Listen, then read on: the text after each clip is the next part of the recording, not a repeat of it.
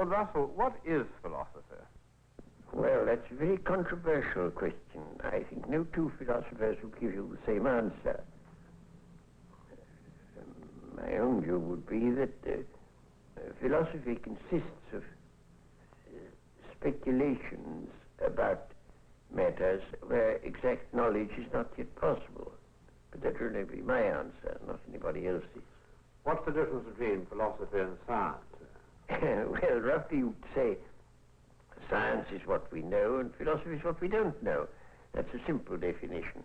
And for that reason, Christians are perpetually passing over from philosophy into science as knowledge advances. When something is established and discovered, it ceases to be philosophy and becomes science. Yes. And all sorts of questions that used to be labeled philosophy are no longer so labeled. What good is philosophy? I think philosophy has two uses, really. One of them is to keep alive speculation about things that are not yet amenable to scientific knowledge. After all, scientific knowledge covers a very small part of the things that interest mankind and ought to interest them. There are a great many things of immense interest about which science, at present at any rate, has nothing to say. And I don't want people's imaginations to be limited and enclosed within what can be now known. And I think to enlarge your imaginative purview of the world into the hypothetical realm is one of the uses of philosophy. But there's another use which I think is equally important, which is to show that there are things we thought we knew and don't know. On the one hand, to keep us thinking about things that we may come to know, and on the other hand, to keep us modestly aware of how much that seemed like knowledge isn't knowledge. Could you give some illustrations of the sort of subjects which have been speculated about and then produce some material result later? Yes, it's quite easy to do so, especially from Greek philosophy. The Greeks invented a whole lot of hypotheses which turned out valuable later, but which in their day couldn't be tested. Take, for example, the atomic hypothesis. Democritus invented the atomic hypothesis that matter consists of little atoms. And after about 2,000 years, and rather more than that, it turned out that this was the right scientific view. But in his day, it was merely a suggestion. But didn't Plato think that Democritus's theory about atoms was a lot of nonsense? Plato was horrified by him, said all his books ought to be burnt, because Plato didn't like science. He liked mathematics, but he didn't like anything else that was scientific. Now, in this way, philosophy, in a sense, becomes a kind of servant of science. Well, that's part of it. But, of course, it isn't only a servant of science, because there are a number of things that science can't deal with. All questions of values, for example. Science won't tell you what is good and what is bad. Tell you what is good or bad as an end, and not just as a means. But what change has there been over the years in the attitude of philosophers and the public to philosophy, would you say? Well, that depends upon the school of philosophy that you're thinking of. In Plato and in Aristotle, both of them, the main thing was an attempt to understand the world. And that, I should say personally, is what philosophy ought to be doing. But then you come on to the Stoics, and their emphasis was mainly on morality.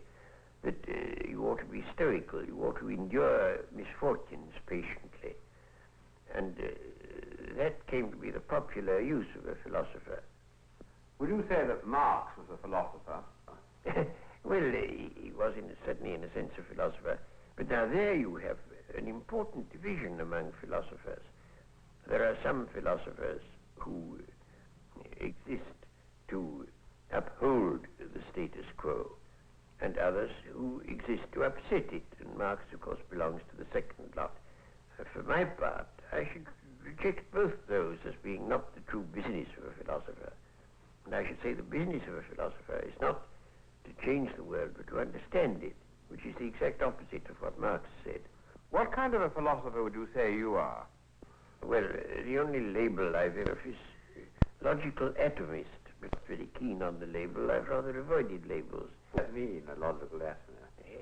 It means, in my mind, that the way to get at the nature of any subject matter you're looking at is analysis, and that you can analyze until you get to things that can't be analyzed any further. And those would be logical atoms. I call them logical atoms because they're not little bits of matter. They're the, so to speak, ideas out of which a thing is built up. What is the main trend of philosophy today? Well, one would have to distinguish there between English-speaking countries and continental European countries. The trends are much more separate than they used to be, very much more. In English-speaking countries, and especially in England, there is a new philosophy which has arisen, I think, through the desire to find a separate field for philosophy. In what I was saying a moment ago, it would appear that philosophy is merely incomplete science, and there are people who don't like that view. They want to have science have a sphere, philosophy have a sphere to itself.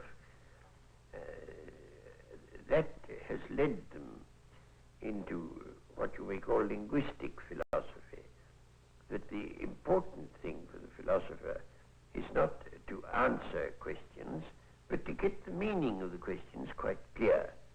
I can't myself agree to that view, but I could give an illustration. I was once bicycling to Winchester, and I lost my way, and I went to a village shop, and I said, can you tell me the shortest way to Winchester? And the man I asked called to a man in a back region whom I couldn't see. Gentleman wants to know the shortest way to Winchester. And the voice came back, Winchester? Aye. Way to Winchester? Aye. Shortest way? Aye. Don't know. And so I had to go on without getting an answer. Well, that is what Oxford philosophy thinks one should do. We get the question right, never mind about the answer. Yes, it's somebody else's business to give the answer. How does this differ from the continental approach? The continental approach is, well, it's more full-blooded. I don't agree with it anymore, but in a sense it's much more full-blooded and much more like philosophies of earlier times. There are various kinds. There's the philosophy that comes from Kierkegaard, existentialism, and then there are philosophies designed to provide apologetics for traditional religion. There are various things of that sort. I don't think myself that there's anything very important in all that. What practical use is your sort of philosophy to a man who wants to know how to conduct himself? A great many people write to me saying they are now completely puzzled as to how they ought to conduct themselves because they've ceased to accept the traditional signposts to right action and don't know what others to adopt. And I think that the sort of philosophy I believe in is useful in this way, that it enables people to act with vigor when they're not absolutely certain that that is the right action. I think nobody should be certain of anything. If you're certain, you're certainly wrong, because nothing deserves certainty. And so one ought always to hold all one's beliefs with a certain element of doubt, and one ought to be able to act vigorously in spite of the doubt. After all, this is what a general does when he's planning a battle. He doesn't quite know what the enemy will do, but if he's a good general, he guesses right. If he's a bad general, he guesses wrong. But one has, in practical life, to act upon probabilities. And what I should look to philosophy to do to encourage people to act with vigor without complete certainty. Yes, but now, how about this business, though, of making people so uncertain about things they'd sort of believed and had faith in? Doesn't that rather disturb them? Well, it does for a time, of course. And I think a certain amount of disturbance is an essential part of mental training. But if they have any knowledge of science, they get a ballast which enables them to avoid being completely upset by the doubts that they ought to feel. What do you think is the future of philosophy? I don't think philosophy can in the future have anything like the importance that it had either to the Greeks or in the Middle Ages. I think the rise of science inevitably diminishes the importance of philosophy. Well, would you summarize the value of philosophy? First, because, as I say, it keeps you realizing that there are very big and very important questions that science, at any rate at present, can't deal with, and that a scientific attitude by itself is not adequate. And the second thing it does is to make people a little more modest intellectually and aware that a great many things which have been thought certain turned out to be untrue, and that there's no shortcut to knowledge, and that the understanding of the world, which to my mind is the underlying purpose that every philosopher should have, that is a very long and difficult business about which we ought not to be dogmatic. Thank you, Lord Russell.